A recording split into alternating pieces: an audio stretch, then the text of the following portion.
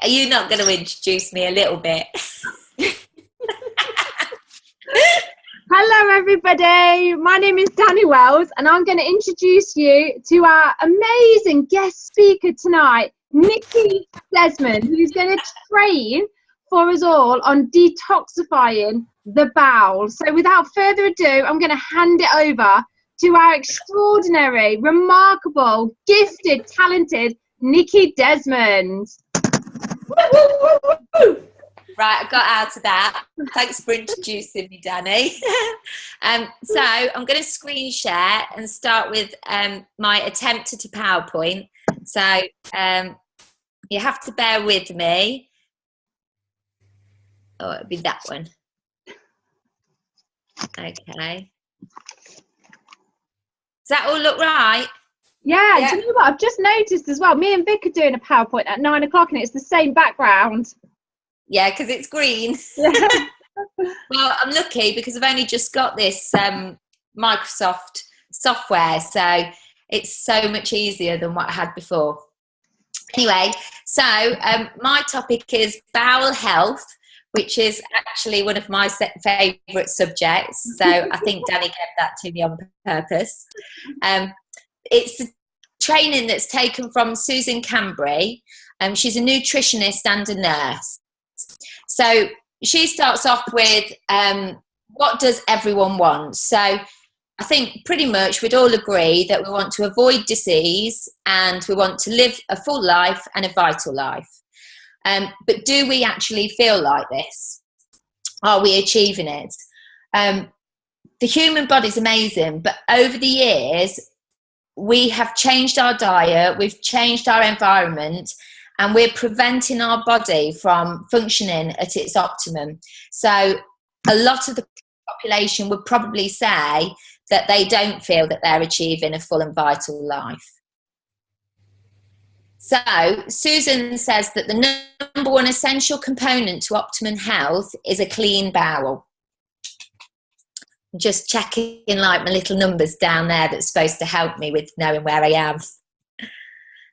What numbers? So she does explain to us that with Arbonne we can be confident that our products are safe to recommend, but she says that with any diet suggestions, people should seek the advice of their doctor or a nutritionist or dietitian. We're not here to treat disease, but we're here to support the health of the body and how it functions. Oh, sorry. I pressed too soon. So the bowel is made up of the large and small intestine. So this is where the food is broken down and eliminated from the body. So that's poo. I thought I'd stick with my terminology. I consider myself a bit of a poo expert. And if I'd have had time, I would have put in a slide that had all the pictures of the different poos and the names. Thank goodness you didn't. Yeah, well, it's only because I didn't have time that you've not had that delight. So the large bowel acts like a dustbin, and if it's not emptied, you end up with fermentation and toxicity, and ultimately ill health and disease. So does anybody know how many poos a day is healthy? 2. 3. That's quite specific. Susan said that it's preferable to have at least 1 poo a day, but ideally we should be eliminating after every meal. I, for one... Then? Sorry? So is that 3 meals a day then? Yeah. Yeah. So I definitely have not done that. Ever. If I could go once a day, I would be happy. So does your bowel get all fermented? Sorry? So does your bowel get all fermented?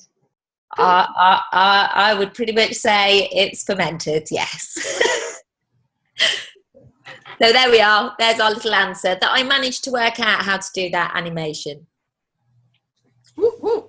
So what would indicate we had a good bowel health? So Susan refers to as having flat tummies all day without bloating. So minimum pumps, trumps, parps or farts, call it what you will. No mucus or blood in your poos.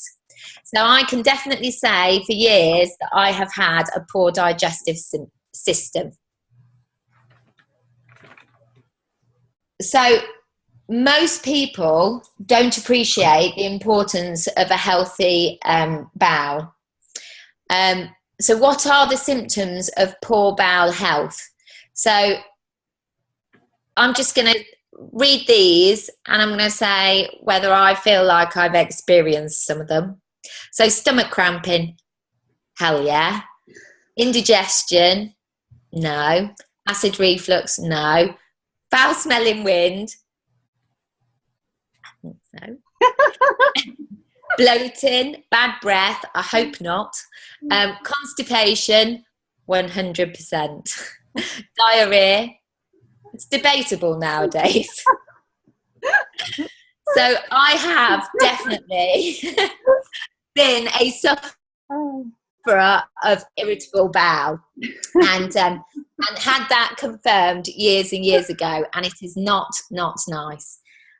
So irritable bowel is just one of the things that is associated with a toxic bowel. So when your bowel is, I'm just checking my numbers, no, I'm okay. When your bowel is toxic, it is full of parasites, or it's got fungal it's full of fungus, or it's been overtaken with what they call putrefactive bacteria, which is the bad bacteria. So these toxins will travel upwards and they'll have to find a route via the kidney, the skin or the lungs. So visible signs of this could be psoriasis, acne, eczema, peeing lots, sinusitis, asthma and lots of other conditions. That's really interesting. I didn't know that. So basically what you're saying is if the bowel is overloaded with these bad things, like the bad bacteria, it has to go somewhere, so it will come out in other ways. Yeah, so that's why when Fiona talks about, if you were to speak to Fiona about like somebody that's got acne, Fiona would always say, but what's going on the inside? We can treat the outside, but what's going on the inside? There's something wrong in their digestion and their diet that is bringing on these symptoms. So, I mean, I don't know whether that's always the case, but I would say that it probably is often the case. So, what is Candida, leaky gut, and dysbiosis? I was reading that, and I don't know whether these spellings are right. I've not had time to check that, though, some of these words. So, Candida is a yeast that lives in the bowel harmoniously, but in certain conditions can change into a harmful fungus form. So, I've been treated for Candida in the stomach historically, and I've also been told that I've had parasites. I have done all sorts of diets and this, that and the other, but I've never fully done a detox program. So although I've understood that these have been issues, I've not really managed to deal with them. So it can end up multiplying and puncturing the gut, creating tiny holes that you can't see, but that creates a sieve-like effect in the gut. Hence why they refer to leaky gut. Imagine a kitchen colander. When we eat food, it travels through the digestive tract and seeps through the walls of the bowel. When this happens, we develop food intolerances.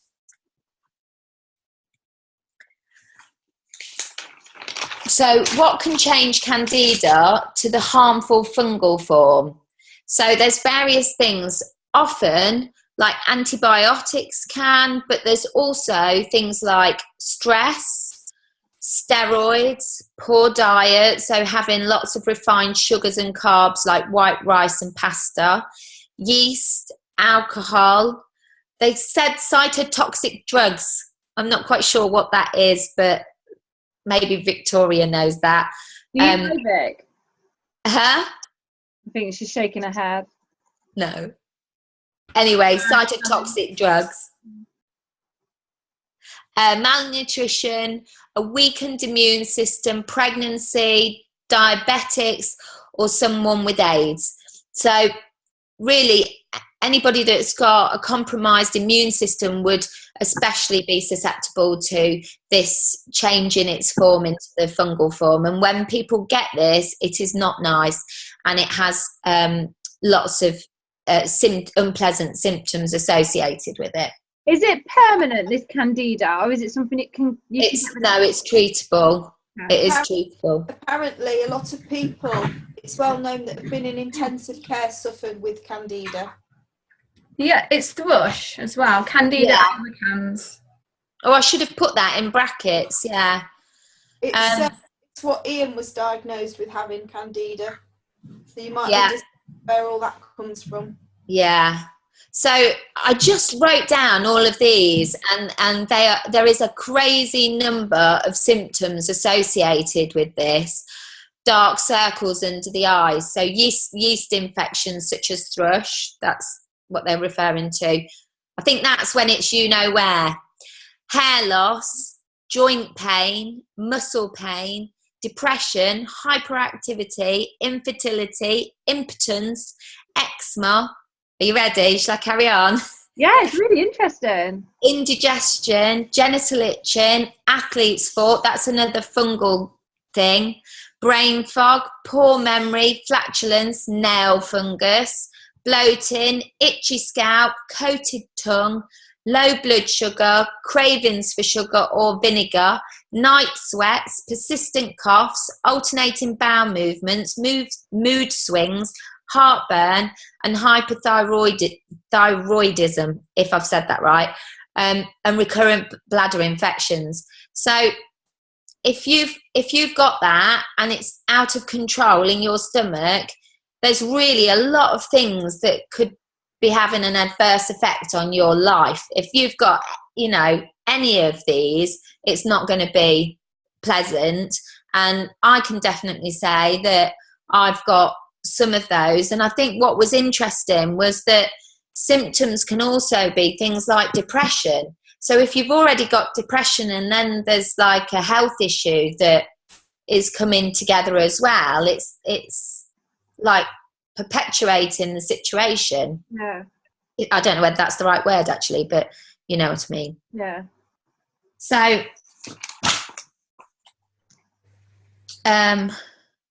she refers to, I'm just going to read this. Candidiasis, I think, candidiasis or leaky gut often go hand in hand, and if not treated, can lead to disease. So when I was doing this, it was quite a reflection that now I'm 40, I really do need to prioritise this and try and resolve my irritable bowel syndrome. Leaky gut can also be caused by other conditions such as hyperchlorhydria, which is a deficiency of hydrochloric acid produced by the stomach. The result is an inability to digest food properly and can lead to malnutrition symptoms. So this was things like parasitic invasion, bloating, iron deficiency, belching, diarrhea, indigestion, food intolerances, and allergies. So that's just another example of how the condition can affect you, and just another bowel issue. So she refers to something called dysbiosis as well, which the term is for a microbial imbalance. So it's commonly in the digestive tract. So she explains that our stomachs should be composed of 80% beneficial bacteria and 20% putrefactive bacteria, which is the bad bacteria. And most people are the opposite. So consequently, this is compromising our immune systems and leading to illness. Really interesting, isn't it? It is, yeah. So where are we? So some of the putrefactive bacteria sits in the bowel for years and it can act like a time bomb. So potentially it's disease forming, and eventually it can lead to pathogenic disease. So what they're saying is that even though these parasites can be present, sometimes they can be there without even symptoms, or obvious symptoms. So people could have chronic fatigue, irritable bowel, flatulence, or just bloating, and they might not really realise that they've actually had a parasitic invasion. So part of that is because that we now travel internationally as well. We can get it through water, we can get it through unwashed fruit and veg, kissing pets, or just because we've got a compromised immune system, we can be more susceptible to it. So everyone's bowel issues are individual and can be a combination of all sorts of issues. So it's just, like I say, there's so many symptoms and influences. It's sort of mind-blowing, really. So why are beneficial bacteria so important? So they increase the immune system, they prevent toxicity, they make their own antibiotics, they make their own B vitamins, they help prevent precarcinogens, and they help to prevent cold and flus and protect against other parasitic invasions. So she then oh my goodness, Malik is still awake. That's probably me being too loud. So she then talks about probably really interested, because this is really interesting. Malik is listening. Yeah, taking notes. So she then talks about a sensible detox program, and I've tried to sort of paraphrase it. So I'm just going to read out what I've put. So by following a sensible detox program like Arbonne's Clean and Lean, it will give you a structure to follow to help eliminate all the toxins, parasites and bad bacteria. It will create an environment in the gut that will promote good health, closer to a balance of 80% good bacteria and 20% bad. Following a diet that reduces or eliminates some of the allergens in the diet is advised for a period also. That's a question. Sorry, on that slide when it says eliminates parasites, when you're talking about parasites, you're talking about worms? No, I don't think it's. I think they're just parasites.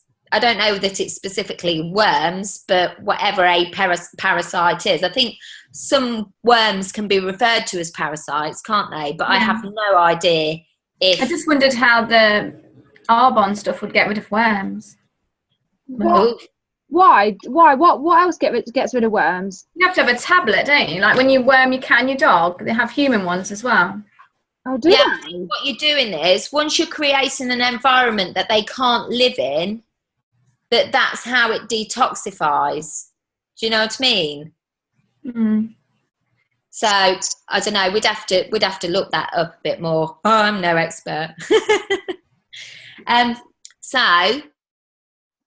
So I went through and just put a little highlight of the Arbonne Detox, and I could have missed stuff out. I'm not that familiar with it yet, but I've just put healthy meal choices, and she says about making sure that you eat a little and often, and there's reasons for that as well. So she also says cut out the allergens, so like your soy, your milk, your wheat. These are things that the body often can struggle with. So whilst you're on a detox program, cut those out. Have good hydration. Introduce Digestion Plus, which is our pre and probiotic supplement. Also has digestive enzymes in it, which is to help us break down the foods that are tricky. I've got some here, look. Yeah. There we go. The vitamin and mineral supplements, the protein shakes, which are for meal replacements. If you're going to snack with nuts and seeds and fruits, or we've got lovely nutrition bars. We've got fizz sticks to reduce or eliminate caffeine and alcohol. And take some regular gentle exercise like yoga, Pilates, swimming, or a walk in nature. So apologies for this, because I got a little bit confused and there was a bit on irritable bowel and I didn't quite know how to fit it in, so I've just put a little bit. So Susan explained that irritable bowel syndrome always has a reason for developing, and people with it have often developed food intolerances and or allergies. So I would pretty much say that I 100% have food intolerances, and that over the years we've tried to do elimination diets and work out what they are, but I would say that they have changed, and one day they could be one way, the next day they could be another. I pretty much know that wheat is an issue, or gluten is an issue, but there's so many foods that I react to, it's unreal. Now, she also says that irritable bowel can lead to allergies, which can be fatal. So obviously, that's something that would need to be avoided. Food intolerances, although not fatal, can have a massive impact, negative impact on someone's day-to-day life, and over time compromise the immune system. So I know I've always been a bit sort of, I've got irritable bowel, but you feel a bit guilty because it's nothing serious. But it actually, I think, doing this, it's made me go, do you know what? It really is serious. And why haven't I given it even more attention? Because it's definitely had an impact on my life. I've been really uncomfortable. I've been regularly in pain. It's affected going out to functions. The amount of times I've been out for a wedding and I've been in pain the whole day, because I've had a meal at lunchtime and then there's another meal in the evening, or, can I drink that? As soon as I have a drink of that affects me. So, I don't think you can underestimate the impact that irritable bowel does have on people. But she does state that when the gut is cleaned and detoxified, it will begin to function better. So the benefits of a detoxification program, which would reduce IBS symptoms, are things like reduced bloating, weight rebalance, skin improvements, strengthened immune function, and new energy. But obviously, we've just heard about a million symptoms that you can get through various digestive issues. So, if you get rid of those symptoms, then again, that's another benefit. So this was one of the things that I found really, really interesting. She then goes on to explain about blood sugar levels and stress. So I mentioned earlier that she talks about making sure that you eat little and often. The reason this is so important is because of your blood sugar levels, and she's saying that you don't want these to drop and you need them to stay even. And I think women in particularly find this, that they need to make sure that they eat regularly. And I don't know whether that's from the hunter-gatherer period or not, but men often can go for long periods without food. But she says stress has a massive impact on blood sugar levels. Thank you.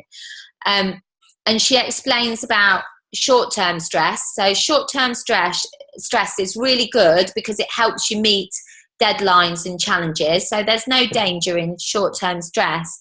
But when you've had long-term stress and it's been ongoing, it can have really negative effects on your well-being and body. I'm just quickly trying to find where I am on my notes. So what she says is that stress over long periods can increase levels of adrenaline and trigger the fight or flight response. So this actually does things to your body. The blood sugar levels rise to provide energy. So when you're stressed, you're in a really heightened state of, I've got to survive, I've got to survive, I've got to survive. And although we're not like being chased by a tiger and it's life or death, our body is still in that mode of treating it like it's a life and death situation. That is what stress is. So your blood sugar levels rise to provide energy. Your pupils dilate to improve field of vision. So that would be like, how do I get away from this situation? Your breath deepens to increase oxygen intake. Your circulation to parts of the body can shut down, or the pulse and blood pressure can increase to boost circulation to the muscles and the brain. That's escape. Your sweat glands switch on. Your muscles tense, ready for action. Blood clots more easily to reduce bleeding from wounds. You get, I've missed something slightly, but as a result of that, if you're in that continued state of stress and you don't switch on, it's going to drain you. It's just, you're going to feel fatigue. It's going to lower your immunity. It's going to increase your risk of high blood pressure. It's going to increase the risk of heart attack. And it's even going to put you at risk of possibly cancer. So it's really not good to be in that state for prolonged periods.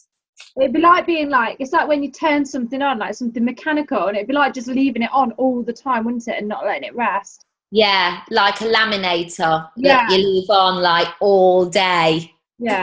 Not that I've done that. Of course not, Nicky. No. So, it can also, if you've got pre-existing conditions like eczema, asthma, psoriasis, irritable bowel, then it's going to make those symptoms worse. It's going to worsen your symptoms because your body's under stress. So how is it going to already deal with those symptoms? So she talks about recognizing sources of stress. So there's all sorts of different sources of stress. So there's internal sources, so just how you feel about yourself, your aims in life, whether you feel able to cope, whether you've got low self-esteem. But there's also external sources of stress. So these might be changes imposed on you, relationship difficulties, just general overload, or feeling not in control of your situation. So what she's saying is, if we experience long-term stress and blood sugar levels drop, what can we experience? And again, it goes into a massive list of things that we can experience. And I looked at this list and I was like, oh my goodness, you know, I've been quite a stressful, anxious person. And I look at this and I go, oh yes, anxiety, yes. I wouldn't say panic. Insomnia, yes. Tiredness, yes. Oh yes, I get sweaty and nervous, yes. Not palpitations, trembling, okay. I'm not puking, so I'm all right there. Diarrhea, I wonder sometimes whether that comes into play with me. Dizziness. So dizziness is something that I've always suffered with. Like fainting is something I've had for years. Numbness, pins and needles, headaches, chest pains, indecision, me. Irritability, me. Anger, me. Loss of sex drive, oops, dent comment. Reliance of food and cigarettes and alcohol. Chocolate, definitely, 100%. I always feel like I need to go back to chocolate as my stress relief at the end of the day. Ooh, it's not done that, has it? You must have put a nice animation on it. I must have. So, oh yeah, for the big ending summary. Finale. So, yeah, this is the finale. You'll be relieved to know. So, in summary, there's another child still up. In summary, I felt I was pretty informed about the topic of digestive health. And although I've not managed to cure myself as of yet, this training has really motivated me to think strongly about detoxifying my body the Arbonne way. Just introducing shakes has helped to alleviate some of my symptoms. But until I detoxify, I consider myself as hitting my head upon a brick wall, as I'm not actually dealing with the cause of my symptoms. I'm just trying to deal with the distress that it causes. So I knew of many of the symptoms mentioned, but it was alarming how many I hadn't identified and now can. I believe I've been in a vicious circle for years. I think that my depression and irritable bowel seem to have been, I've used this word because I didn't know what else to use, self-perpetuating, given the condition of my bowel. So I feel like because I've got irritable bowel, it's impacted my stress and probably made me more depressed. And because I've got depression, it's made the irritable bowel worse. And so I feel like maybe that's why I've been caught up in this irritable bowel that's just been getting worse. And so ends my presentation on the bowel and poo. That was so interesting. I've got some questions, but before I ask, does anyone else want to add anything, either questions or their own experience, or add anything at all? Yeah, it feels just like rustling through everything. I've got IBS as well, and I've given the whole 30 days. Well, I've been on it for, I think I'm on the 3rd month now, and I've really found that I'm guessing it's the Digestion Plus, but a combination of everything's really helped me. So I don't know if I want to say it on record. So I used to not poo all the time. Oh, you're the opposite of me. No, I used to go like a day or more before I do, and then since starting this, I'm fine at least every day, sometimes even twice. What do you take, Vic? Wow. So I have everything that's in the 30 Days to Healthy Living. So the Digestion Plus, the Fibre Boost, the shakes, fizz sticks. I don't have the herbal tea. I'm not very good with herbal tea, but Phil has that. Victoria? Yeah. Apparently the herbal tea, was it Sue Alexander that said, Danny, that you can make about 5 cups of tea out of 1 tea bag? So it might be that you've just been drinking it too strong, and if you made a big pot of it, you might find that nice, because it is a detoxification tea. Maybe I just need to make a bit of an effort. If I'm honest, I've only had a sip. I don't like it.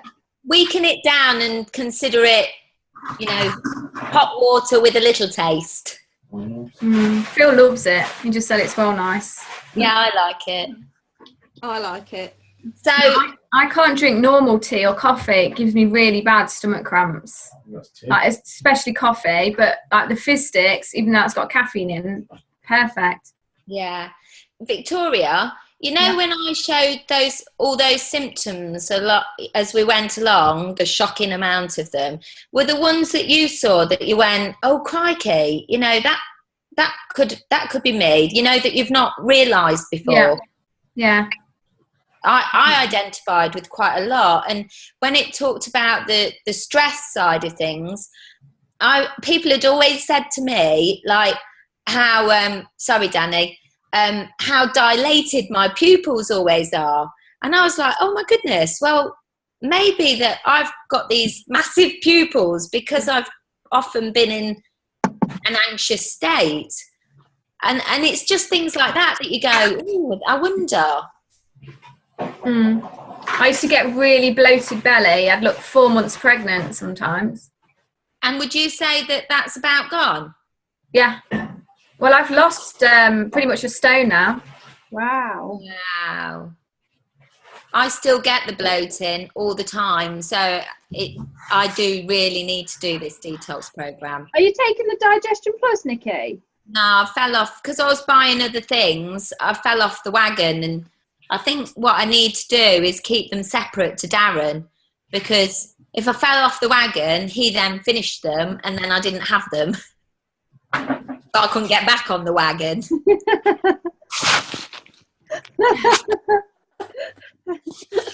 yeah, I think I'll hide them. So I missed the Fibre Plus, didn't I, in that list for the Arbonne detox. I think somebody posted on the big WhatsApp group that they found that it made them windy, the Fibre Boost, but I haven't noticed. Yeah, but I wonder whether if you're doing the whole combination of things, and to be honest, it does make sense that fibre is really important to keep it all moving. So yeah, maybe it does give some people a bit of wind, but I Yeah, think but if you're doing the whole program, yeah, that's it, dragging stuff out the gut, isn't it? yeah, It says though to start off with a small bit and not have a full scoop straight away. Just gradually build up to a full scoop of fibre boost. If you're not used to tasting it, just take like a quarter of it or half of it and then gradually build it up so that you're having a full scoop. that makes sense. Yeah, but it doesn't say that on the thing though, does it? But yeah, that's what's suggested. The body's also adjusting, isn't it? Yeah. Well, you've encouraged me then, Victoria. I need to crack on and just do it. Yeah, I don't every day do 2 shakes, but my morning shake is when I put all the extra bits in, like the Fibre Boost and the Digestion Plus. And then... Did you eliminate things like wheat and... what, before Arbonne, you mean? No, in this detox program. No, I literally just do the 2 shakes. I've eliminated most chocolate because I used to eat loads of chocolate, but just from doing this, I just have my shakes and then my meal at night, and I'll just have whatever meal that we're having that night. I haven't gone into extreme and having like diet food at night. Just I've even had some takeaways. But Yeah. it's like that green balance. The green balance, I had terrible wind for the first week, and then it settles down. Yeah. So I think it's just the body getting used to. Nikki, I did it in January. Yeah. And I used to drink lots of tea, like on the hour, every hour. And since January, I hardly touch normal tea. I always have like lemon and ginger or Detox or the Arbonne one. And I cut out dairy then, and I went on to almond milk, and I don't have milk anymore. I always have almond milk now. Really? Yeah. I thought I was doing well this morning. I made the porridge out of two-thirds rice milk, and then I had to put a bit of real milk in. I was like, oh, I need it. I never really liked milk anyway, and that confirmed it really. I could never drink milk anyway.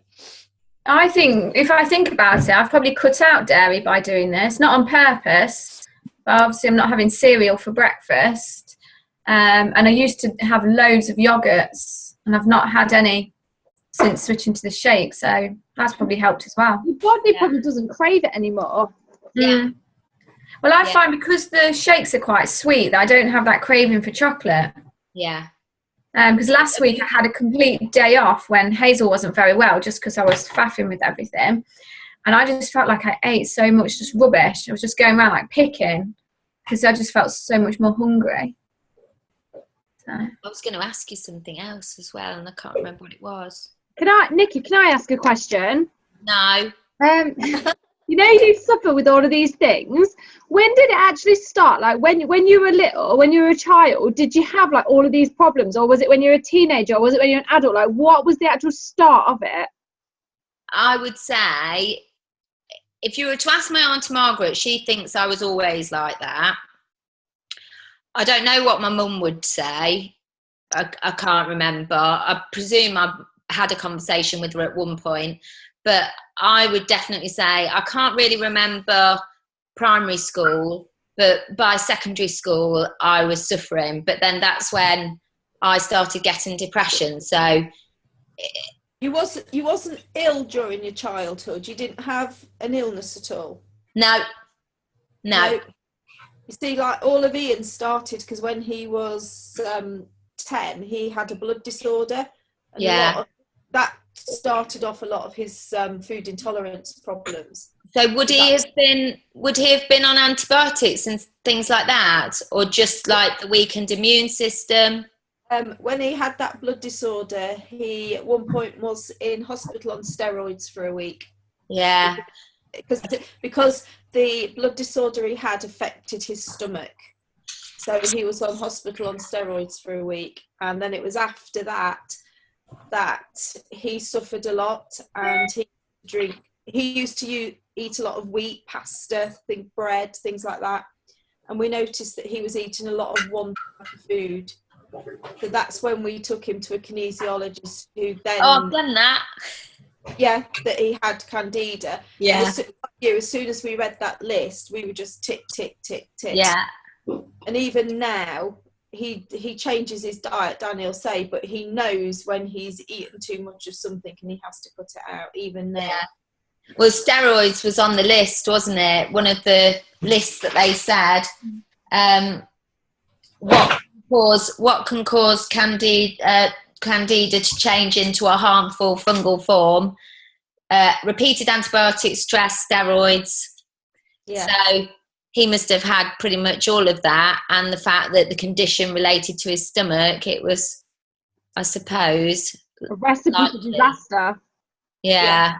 But they say, a lot of people that have been in intensive care, it's well known that they suffer with Candida because obviously their immune systems are suppressed at that point, aren't they? Yeah. They're going to be pumped full of antibiotics and all sorts. Yeah. But yeah, it's a well-known thing that they all suffer from it. I think everybody, as you say, at some point does, and it just all depends if your body can control it or not, because it's in everybody. Yeah. But at some people, it just takes over. But I think, when you sit there in a group of people and you go, oh, yeah, you know what, I've got irritable bowel, and then pretty much everybody will pipe up, yeah, I've also, and so many people have got it. And I think that's the point, that because our diets have changed so much, and because antibiotics are being prescribed so much, and because of this, that it's almost like a prebiotic and a probiotic like Digestion Plus just needs to be taken, because you're being hit at every angle. We live in a more stressful society now, and if that impacts on your bowel along with XYZ, and we're eating too much refined foods, then what hope does your bowel have? So it's almost like, if that is your number one, they say that the bowel is your immune system, so to speak. So we should be making sure that bowel remains absolutely in tip-top condition. And to me, from doing this training, it says it's a no-brainer. We should all just be taking it. What, the Digestion Plus? Yeah. Yeah. Yeah. I take it, and I've seen huge. I don't feel like I suffer from IBS any more than like most people with the gut. I'm not on the extremes of any sort, but I take the Digestion Plus, and I've seen big differences in my bloating, in my overall health. And I just think it's a sensible supplement to take. If that's your most important if that's the organ that is your most important immune system, it is your immune system, then we should be looking after it, and I need to be doing it. So you're going to get Digestion Plus? One of my consultants, she suffers mainly badly with her stomach, and she started on the Digestion Plus, and though it's not cured all her symptoms, it has helped such a lot. And I said the other day, her hair and her skin looks amazing as well, and she says she'll never not take it. She went to Florida, and I think she cut down to like one every other day, and she noticed the difference. I gave some to somebody at work who for years has been to the doctors with her stomach and irritable bowel and food intolerances, and she's had this test, that test, every other test, and I gave them to her, and she admitted straight away that they helped, but she won't get them, she won't use them, which is like, you're so stupid. Why sit there moaning about your diet and the pain you're in and everything, yet for what, £1 a day, why won't you take them? Yeah. How many do you have to take before you can see a difference then? How many do you give out? I gave her 5, and I think literally straight away she said her partner had noticed her stomach was flatter and she'd noticed a difference. So I gave her all the options, and she just, no. And to me, it's your health. Your health's the most important thing, and if you're going to pay, what can you get these days for £1 a day? Nothing, can you? So your health is most important, and why won't you do it? I don't know. But if we look at the individual, there must be some reason. There must be something holding her back, and at least you've exposed her to a solution, and it might just be that she needs time or a really bad bout to. She did. I don't know if you've heard of the York test for food intolerances. Yeah. Came back that one of the things was like wheat, another one was pork and something else. Yet she still carried on then eating it, and it's like, if you know you're intolerant to it, why still eat it? Yeah. It's not do what she's put. She's just needs the loo. I'll announce it. But you know what? Speaking from personal experience, when I was a teenager, I decided that every year at Lent, I was going to give up sweet things. So I'd cut out sugar, biscuits, chocolates, cakes, everything. And I'd do it for the whole Lent period. And I did that probably for about 7 years, probably till I was about 20. Because I felt, as a child, I was like, oh, one day when I'm an adult, I might need to do that. Then the day comes as an adult where they go, you need to stop eating X, Y, Z. You need to try not eating X, Y, Z. And I think because we've never concluded what it is I'm actually intolerant to. I try and cut it out, but then I crave it and I just can't be bothered. And you're depressed with it, you're fed up with it, it's just a vicious circle.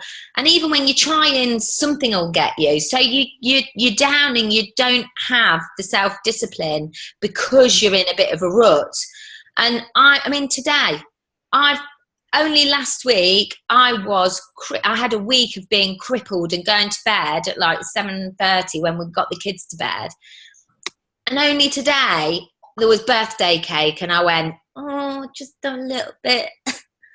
And just no self-discipline. But I think part of it is because I just feel like, well, something's going to get me anyway. Because I'll eat a pepper and that'll do me. So